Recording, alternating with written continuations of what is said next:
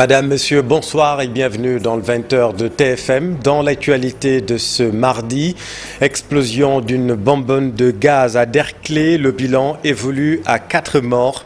À suivre notre reportage sur l'équation de la prise en charge des grands brûlés. Le président Macky Sall appelle à la mobilisation des ressources pour résoudre les difficultés d'accès à l'eau potable en Afrique. Le chef de l'État participe à la campagne Investir dans l'eau en marge de la 78e session de l'Assemblée générale ordinaire des Nations unies. Nous ferons le point. Dans ce journal également, le parc national des Madeleines fermé au public depuis 2019. Plus aucune activité touristique suite à un accident qui avait fait 4 morts. Reportage à suivre. Voilà pour les titres et tout de suite le développement.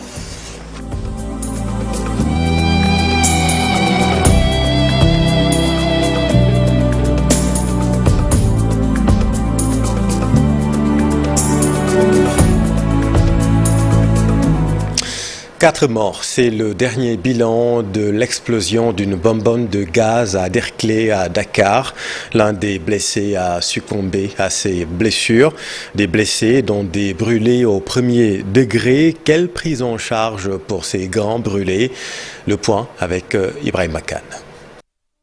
La prise en charge des grands brûlés, un casse-tête pour les acteurs de la santé qui s'adaptent tant bien que mal. Néanmoins, le drame survenu vendredi à Derklé vient remettre au goût du jour la lancinante question d'une prise en charge spécifique des victimes de graves brûlures. Tous ces brûlés-là ont été amenés dans des structures sanitaires après cet événement malheureux. Ils ont été reçus en premier lieu à l'hôpital CTO de Grand Yoff, où nous félicitons l'équipe d'accueil des urgences et l'équipe de l'anesthésie-réanimation qui ont fait les premiers soins. Et puis certains malades qui étaient très graves ont été après hospitalisés en réanimation et d'autres ont été après par la suite acheminés dans d'autres structures pour une meilleure prise en charge parce qu'ils étaient, je pense, au nombre de 12 au début. Selon le docteur Thior, pour augmenter les chances de guérison d'un grand brûlé, il faut nécessairement une structure spécifique dédiée. Ce n'est pas des structures qui sont spécifiquement dédiées à la prise en charge des brûlés. Ça veut dire que quand on admet là-bas un brûlé, fort probablement il peut trouver d'autres malades. Voilà. Et comme je l'ai dit tantôt, c'est des malades qui ont perdu le premier moyen de défense contre les infections qui est la peau. Donc c'est des malades qui sont plus à risque de développer ces infections nosocomiales dont on a vraiment peur, qui est notre hantise, parce que souvent c'est des pathologies qui vont même compliquer le malade, qui vont même parfois être à l'origine donc des décès que par rapport à la pathologie pour laquelle le malade était admis. Donc c'est vraiment des pathologies dont vraiment on fait beaucoup d'efforts pour les éviter, mais qui malheureusement, pour ces malades-là, qui ne sont pas en tout cas dans des milieux adéquats, sont plus exposés à les développer que si c'était vraiment des malades qui étaient hospitalisés dans un centre qui était dédié rien que pour ça. Et pourtant, l'érection d'un centre de traitement des brûlés à l'hôpital Fann avait été annoncée en 2018 par les autorités sanitaires, mais ce centre n'a toujours pas vu le jour. Merci Ebou. L'autre grand titre de cette édition, le président Macky Sall appelle à la mobilisation de ressources pour résoudre les difficultés d'accès à l'eau potable en Afrique. Le chef de l'État intervenait au lancement de la campagne dénommée Combler le fossé, investir dans l'eau. Rencontre en marge de la 78e session de l'Assemblée générale ordinaire des Nations unies. Vous le savez, 320 millions des 780 millions des personnes n'ayant pas accès à l'eau potable dans le monde vivent en Afrique. Une eau propre et accessible pour tous est un élément essentiel du monde dans lequel nous vivons, dans lequel nous voulons vivre. C'est le 6e objectif pour sauver le monde, les fameux objectifs de développement durable. Pourquoi l'accès universel à l'eau est encore un lointain mirage? Élément de réponse, Mamadou Fall. Horizon 2030 semble être très court pour atteindre les objectifs de développement durable. Rien n'a été atteint selon la société civile, car 3 sur 5 personnes n'ont pas accès à l'eau potable. Et beaucoup de femmes perdent la vie en la donnant jusqu'à présent. On sait quand même qu'on n'a pas atteint les ODD. Ça, c'est presque évident. C'était jusqu'en 2030. Nous sommes à mi-parcours. Mais je crois quand même que l'objectif est loin d'être atteint. Qui parlait aussi de droit à la santé, on peut considérer que sur 5 citoyens, notamment citoyennes, nos femmes, nos sœurs, nos cousines, nos enfants, qui sont chargés par la divinité de donner la vie, jusqu'à maintenant, sur 5 femmes, 3 continuent à avoir des problèmes pour atteindre la couverture de maladies universelles et sauver leur vie quand elles tentent de donner la vie. Sur le droit à l'alimentation, aujourd'hui, tout le monde sait que sur 10 citoyens, les 8 sont dans l'insécurité alimentaire. Des objectifs au nombre de 17, difficiles à atteindre à cause des pandémies et de la pression faite sur la dette. Comprendre qu'il y a également des contraintes d'ordre mondial, comme liées à la pandémie, n'est-ce pas, à l'instabilité de certains pays africains en général. Tout ça ne facilite pas l'atteinte des ODD. Et il y a également la pression de la dette. La société civile exige le respect des engagements des pays riches et la priorisation des financements destinés à l'atteinte de ces objectifs. Le système des Nations Unies, au-delà des promesses d'engagement, aille beaucoup plus loin que de simples promesses d'engagement, de financement.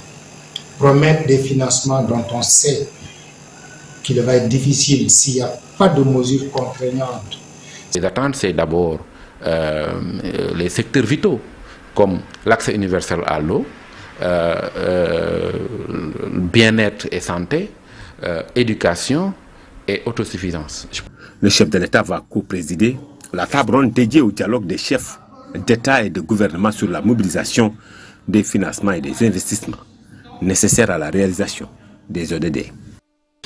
Un grand coup de balai au marché central de Rufisque, une journée de nettoiement organisée à l'initiative du mouvement Vision Rufisque, un soulagement pour les populations. Reportage Abdou Diouf Diagne, Ahmadou Bambassamb.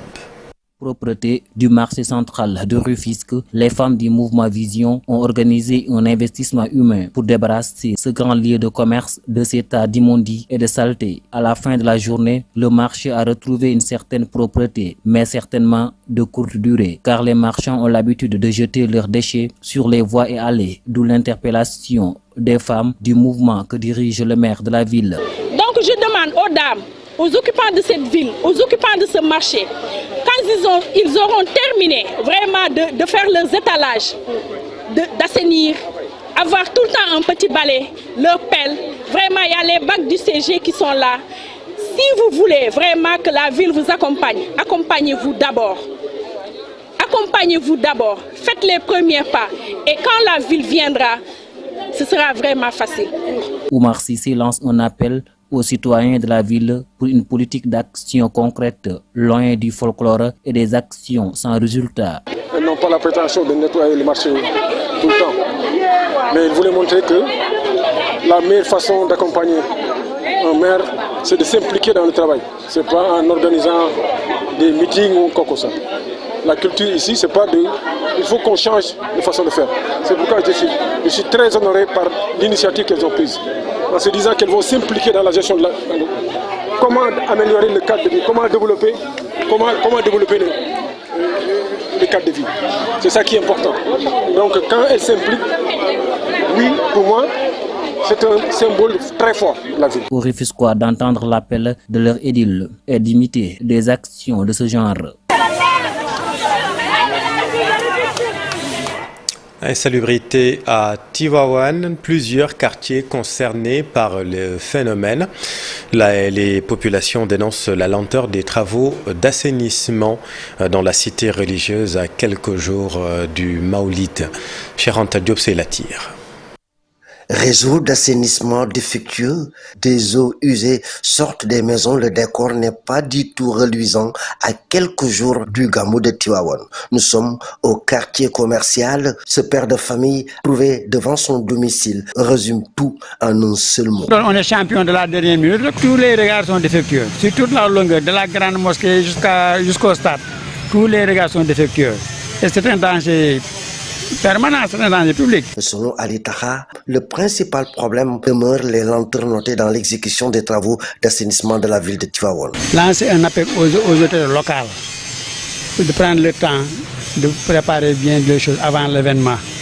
Mais à 10 jours du Gamou, on ne peut rien faire de concret. Rien de concret. Tivaouane est en pleine mutation.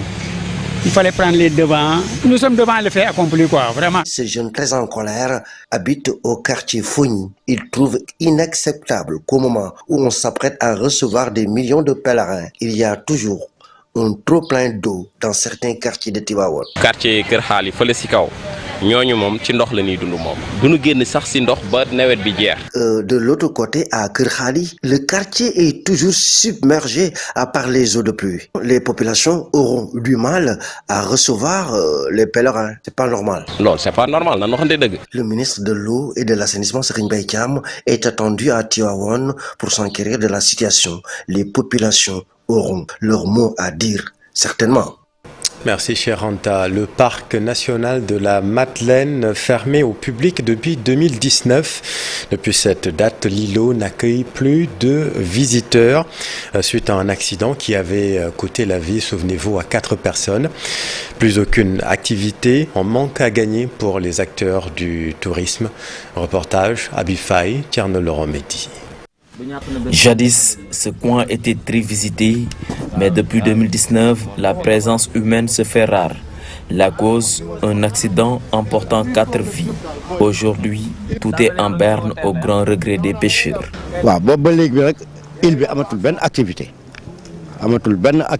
Depuis lors, il n'y a aucune activité dans cette île. C'était presque une réserve mondiale. Les touristes n'y vont plus. Le site est réduit à 0. Même les oiseaux ne prennent plus cette destination. Il n'y a plus de tranquillité. Là-bas, pour les reproductions, ils partent vers d'autres cieux. Situé à l'ouest de la ville de Dakar, à environ 3 km de son poste de commandement qui se trouve dans la baie de Soumbédioune, le parc national des îles de la Madeleine couvre une superficie globale d'environ 45 hectares. Ça nous fait vraiment mal. Le travail ici était rentable, les touristes étaient là à chaque fois. Et chaque année, Soumbédioune avait des revenus. Et maintenant, c'est impossible de les avoir à cause de la fermeture. Il faut sauvegarder cette île, sinon il va se détériorer. Il y a beaucoup d'anarchie dans cette île. Les gens viennent de Gorée, de Yoff ou d'Ongor, amener des touristes et encaisser leur argent et s'en vont. C'était ici, le point d'embarcation. Depuis 4 ans, les pirogues ne font plus la navette. Les îles de la Madeleine n'accueillent plus de touristes. Et pourtant, la surveillance est de rigueur. Elle est assurée par les agents des parcs nationaux. Nous sommes des agents des parcs nationaux. Nous sommes là pour gérer le site. C'est seulement l'activité touristique qui est interdite. Mais nous, on continue de faire notre travail. C'est-à-dire la surveillance, le suivi écologique, tout ça, on est là pour ça. Ce qui veut dire c'est toujours surveillé. Si c'est surveillé, c'est un parc. C'est la traversée touristique qui est interdite. Les îles de la Madeleine font partie des 4 petites îles qui cernent la presqu'île du Cap-Vert avec, au sud, l'île de Gorée et au nord, les îles de Yoff et d'Ongor. Mais la présence des pêcheurs de ces localités lébou hante le sommeil de ceux de Soumbédioune qui déplorent l'anarchie notée. Nous n'avons plus les ressources comme auparavant. Nos frères pêcheurs font de l'anarchie là-bas. Nous qui habitons ici, nous ne voudrions plus y aller. Il y a beaucoup d'espèces de poissons dans cette île. C'est le lieu de leur reproduction. Mais il faut que les pêcheurs arrêtent cette pratique malsaine. Vous les voyez là-bas en haut. Autrefois appelée îlot Serpent, la localité a perdu une partie de ses ressources. Les oiseaux qui y faisaient leur lieu de production se sont envolés vers d'autres cieux. Les pêcheurs aussi n'y trouvent plus leur compte. Reportage à l'îlot Serpent de Habib Faye, merci. Boudjouk, un quartier de la commune de Gandon, très proche de Saint-Louis. Depuis 2 mois, l'unique route du village est impraticable à cause des inondations. Les populations se sont elles-mêmes mobilisées pour évacuer cette eau stagnante. Reportage à Ousseinou Diop, Habib Seck. À Boudjouk Extension, les eaux de pluie empêchent les habitants de circuler. La route est devenue impraticable depuis plus de 2 mois. Avec les moyens du bord, les populations ont décidé d'évacuer les eaux. Mais c'est un problème qui dépasse la population de Boudjouk. C'est un problème énorme, c'est un grand problème auquel c'est seulement l'État et les autorités qui peuvent nous venir en aide. Voilà donc cette situation que nous vivons aujourd'hui. Selon les populations du village de Boudjouk Extension, situé entre la commune de Gandon et le quartier de Ngalel de Saint-Louis, la route doit être construite dans l'urgence. Le ministre des Infrastructures, que le directeur de l'AGEROUTE puisse venir vraiment, parce que le moment est là. On est en train de faire la route de Makatoubé, de Gandon, etc. Mais c'est l'occasion, nous lui demandons vraiment de nous aider, ne serait-ce que pour 4 km de route goudronnée, vraiment ça va nous aider et ça aura un impact sur plus de 10 000 personnes. Vraiment. Les jeunes du village de Boudjouk interpellent les autorités locales. Selon eux, depuis le début de l'hivernage, les eaux de pluie hantent leur sommeil. Des autorités qui sont dans ce pays-là, surtout le maire de la commune de Gandon et en même temps le maire de la commune de Saint-Louis. Parce que ça, c'est les autres autorités de cette région-là. Donc on a des problèmes, on les a sollicités à maintes reprises, mais on n'a pas trouvé de solution. Boudjouk Extension est presque oublié dans les programmes de l'État du Sénégal et pourtant, plus de 90% de la population viennent de la commune de Saint-Louis. Le maire de Saint-Louis a visité plusieurs quartiers. Selon Mansour Faye, plus de 100 motopompes sont déployées dans les quartiers du faubourg de Sort. Le voici avec notre équipe à Saint-Louis. Il y a une centaine de machines mobilisées à travers ce que l'État a mis à disposition, ce que la commune a mis à disposition, mais ce que nous aussi, en tant que personnes ressources, nous avons essayé donc de mettre à disposition. Ce qui fait un volume assez important, un nombre assez important de motopompes disséminées à travers les quartiers qui sont confrontés effectivement aux inondations. Ce n'est pas une opération simple, parce qu'aujourd'hui, vous pompez définitivement, le lendemain, quand il pleut, l'opération est reprise à zéro. En tout cas, ce que nous avons remarqué, il y a un élan de solidarité manifesté par les populations qu'on trouve sur place. L'appel que je lance, donc, c'est toujours dans ce sens-là que les jeunes, que les populations travaillent donc en parfaite harmonie, en parfaite synergie avec non seulement les sapeurs-pompiers, mais surtout l'équipe Saint-Louis Opération Hivernage déployée donc au niveau de toutes ces zones-là. Allons maintenant à Fatick. 4 ambulances pour améliorer les conditions d'évacuation des patients de la région. Des équipements d'une valeur de 290 millions ont été mis à la disposition de l'hôpital régional. Reportage Aminata Goudjabi, Abdou Karim Pey.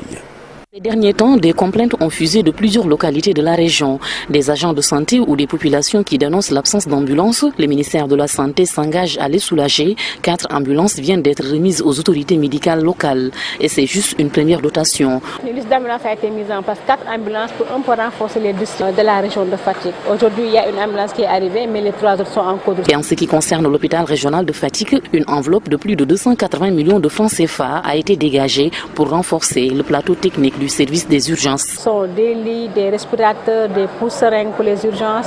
Parce que si le service d'urgence fonctionne correctement, il faudrait qu'en amont ou bien en aval, que les autres services qui le soutiennent puissent fonctionner correctement. Les pousseringues, les scopes, les respirateurs, la réanimation. Au niveau du bloc opératoire, on est venu renforcer ce qui existait parce qu'il n'y avait pas d'amplificateur de brillance et une table opératoire pour la prise en charge des urgences orthopédiques, en tout cas là pour l'orthopédie.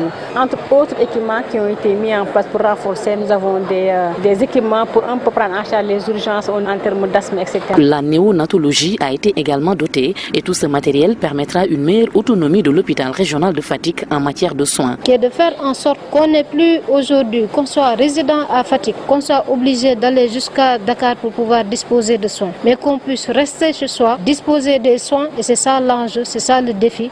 C'est pourquoi j'espère qu'à travers l'utilisation qui sera faite de ce matériel, que nous pourrons non seulement aider nos populations grandement, mais que ce matériel va durer entre nos mains et servir encore des générations et des générations. Outre l'hôpital régional, Fatick abrite 8 centres de santé. Un programme sera déroulé prochainement pour renforcer les équipements et les services dans ces structures. Et puis un mot de sport, lutte, l'Arène va s'équiper de la VAR, une initiative saluée par les acteurs. Le reportage de Pape Faranig. Des chutes litigieuses comme les 4 appuis, certaines erreurs arbitrales ou même les recours après les combats seront qu'un mauvais souvenir d'ici peu avec l'introduction de la VAR dans l'arène. Les acteurs de la lutte sont en phase avec cette initiative du CNG. Il y a beaucoup de polémiques parfois sur les chutes. Autrefois, après les combats de lutte, tout le monde se retrouvait chez Salah Kassé pour revoir les photos. Et vous savez quoi, les photos ne sont pas fiables. Ou bien ils attendent les images de la RTS, c'est-à-dire le journal du soir, parfois même le mardi sur Bantamba. On paie des millions à des lutteurs et une erreur arbitrale peut causer des dégâts. Vous imaginez le lutteur qui mérite la victoire. L'application d'une telle mesure nécessite des préalables pour une adhésion massive des acteurs. Le CNG peut former à l'aide des spécialistes dans le domaine et confier la gestion à des sociétés privées, sans oublier l'écran géant pour le public. L'écran géant qui se trouve au niveau de l'arène nationale peut jouer le rôle de la VAR. Les télévisions sont sur place et sont connectées avec l'écran. S'il y a des revendications, on met le ralenti en direct et tout le monde découvre en même temps la vérité. Pour eux, la VAR peut jouer un rôle important sur l'éradication de la violence. La VAR va diminuer les scènes de violence notées dans la lutte et faire revenir certains amateurs qui avaient boudé ce sport à cause de ces décisions arbitrales. La lutte, c'est beaucoup d'argent. Les amateurs achètent des billets parfois très chers. Imaginez 20 000, 25 000, 10 000, 5 000 et sont souvent déçus à cause de ces décisions. Pour la violence, ça peut aider à contenir la sensibilisation du public avec l'aide de la VAR et de l'écran géant. La question de la VAR évoquée à chaque fois qu'il y a un litige sur les chutes ou même une erreur arbitrale sera bientôt une réalité dans la lutte sénégalaise, annonce le CNG, une officialisation qui est très attendue par les amateurs. Voilà, la VAR dans l'arène, ce sera pour bientôt. Merci beaucoup Pafara, merci à vous chers téléspectateurs. C'est la fin de cette édition Soir d'info, la suite avec Pape Abdoulaye Der et son invité. Restez avec nous, vous êtes au bon endroit. Bonne soirée.